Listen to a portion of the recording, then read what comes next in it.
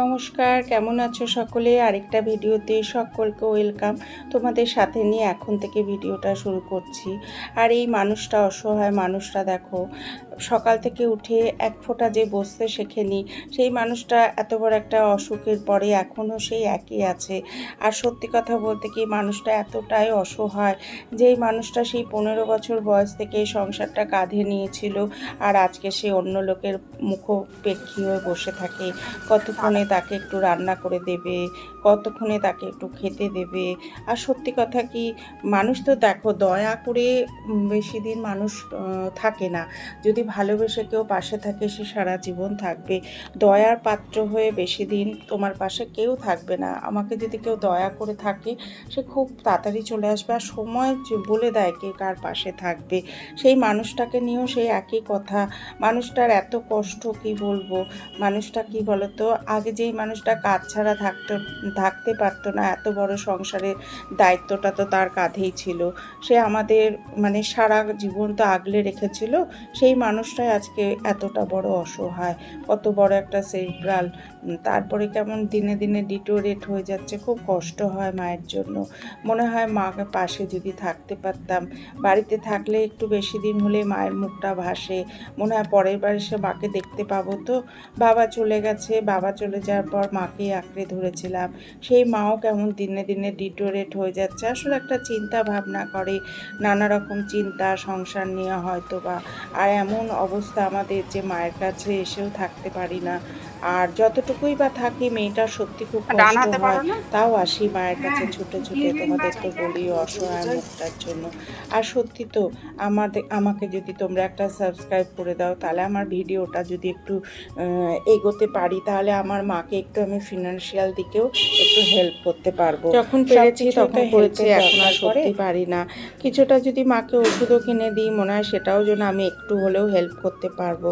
মাকে দয়া দেখানো নয়, মাকে দাক্ষিণ্য দেখানো নয়। দেখো মা তো মাই হয়, মাকে কি দয়া দেখাবো? আর দয়া করে তো একটা কথাই বললাম, বেশি দিন করা যায় না, ভালোবেসে করতে হয়। মাকে ভালোবেসে অন্তর থেকেই করব যতটুকু করা। আর মাকে করে তো কোনো ঋণ শোধ করতে পারবো না। মাকে করা মানে সেটা বলে, লোকের কাছে বলেও বেড়ানোরও কোনো কথা না। মাকে করাটা তো একটা ভাগ্যেরই ব্যাপার। মায়ের অসহায় মুখটা শুধু বারবার চোখের সামনে ভাসে। মনে হয় পরের বার এসে মাকে দেখতে পাবো তো। আর এদিকে দেখো ঝড় বৃষ্টি শুরু হয়ে গেল। আর এটা কিন্তু আরেক দিনের মর্নিংয়ে। আর বললামই তো, মানুষটা বসে থাকতেই পারে না, টুকটাক কাজ করতেই থাকে। চিন্তা করো, বকাঝকা দিই তাও বসবে না। আসলে কি বলতো, কাজের মানুষরা বসে থাকতে পারে না। আর এইদিকে মা কি বলতো, দিনে দিনে ডিটোরেট হয়ে যাচ্ছে, এটাই চিন্তা। বাবা নেই, বাবা চলে যাওয়ার পর মাকে নিয়েছিলাম। সেই মাও যদি এমনি করে অসহায়ের মতন বসে থাকে অসুস্থ হয়ে, তাহলে কেমন লাগে মানুষটার পাশে। আর একবার বিরাট বড়ই তো ভাড়া থেকে উঠলো, তোমরা তো সকলেই জানো। বোন সব কিছু ট্রিটমেন্ট করে তাকে ফিরিয়ে নিয়ে এলো। আর দেখি ভগবান কি করে জানি না, আমাদের কতদিনের মায়ের কাছ থেকে মায়ের ভালোবাসা আর কতদিন পাবো। আর সত্যি অসহায় মানুষটা, সে কিন্তু এত অসহায়, তাও সে বারবার চিন্তা করে আমাদের জন্য। সেটাই কষ্টের, এটাই মা, তাই না? আর কেউ এমনি চিন্তা করবে না গো দুনিয়ায়, যে আমি কি খেলাম। যতবার আসি আমাকে বলবে তোর চেহারাটা খুব খারাপ হয়ে গেছে। এটাই তো মা, তাই ভাবি। আর সত্যি কথায় মার জন্য যদি একটু কিছু করতে পারতাম, খুব ভালো লাগতো। কেউ তো তোমরা একটু সাবস্ক্রাইব করে দাও না, একটু সাবস্ক্রাইব করলে মায়ের পাশে থাকতে পারতাম। আর এখন কি মনে হয় বলো তো, আমি বোধহয় সব থেকে পৃথিবীতে অপদার্থ মেয়ে, যে একটু মাকে হেল্প করতে পারি না ফিনান্সিয়াল দিক থেকে। মনে হয় মাকে একটু যদি করতে পারতাম হেল্প, তাহলে ভালো লাগতো। বললাম আমি তো যখন পেরেছি করেছি, এখন আর পারি না। জানি না এটার জীবনেও আমার কপালে আসবে কি না। আসলে ভালো লাগতো। আর মায়ের তো ঋণ শোধ করতে পারবো না, তাই না?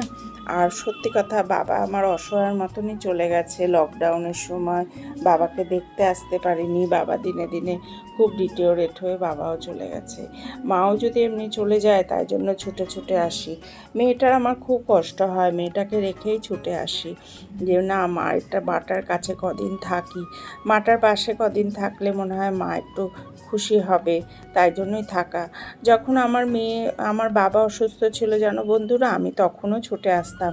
তখন মনে হতো গিয়ে একটু করলে আমার মায়ের একটু হেল্প হবে, বাবাকে একটু খাওয়ানো, বাবাকে একটু স্নান করানো, সত্যি কথায়। আর এখন তো সেই মাও আমাদের কাছে এখন বাচ্চাই বলতে গেলে। এখন কিছু বললে খুব অভিমান হয়, বলে দিই অনেক সময় না, অনেক কথা মুখ থেকে বেরোয় না, মন থেকে বেরোয় না, মুখে বলে দিই, পরে খুব কষ্ট পাই যে না, মানুষটাকে কেন হার্ট করব, কেন বলো তো। এখন কোনো কথা বললেই কেঁদে ফেলে, অসহায় হয়ে গেছে, খুবই কষ্ট লাগে। আরও যেন চেহারাটা খারাপ হয়ে গেছে, এবার এসে চেহারাটা দেখে এত খারাপ লাগছে না, তোমাদের বলে বোঝাতে পারবো না। দেখো পৃথিবীতে মা বাবা ছাড়া কেউ নেই বন্ধুরা, এই দুটো মানুষ সত্যি। বাবা তো চলে গেছে, এখন ফিল করি সাথে মা এখন আছে, তাই ভাবি মনে কষ্ট হলে মায়ের কাছে শেয়ার করি। একদিন ফোন না করলে পাগল হয়ে যায়, ফোন করিসনি কেন, উনি খুব ভয় পান ফোন না করলে।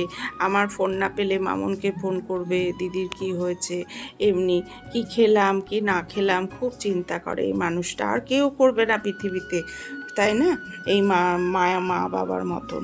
আর সত্যি তো সেই মা যদি এতটা অসহায় চোখের সামনে দেখি খুব কষ্ট হয়। তো আজকে বন্ধুরা টাটা।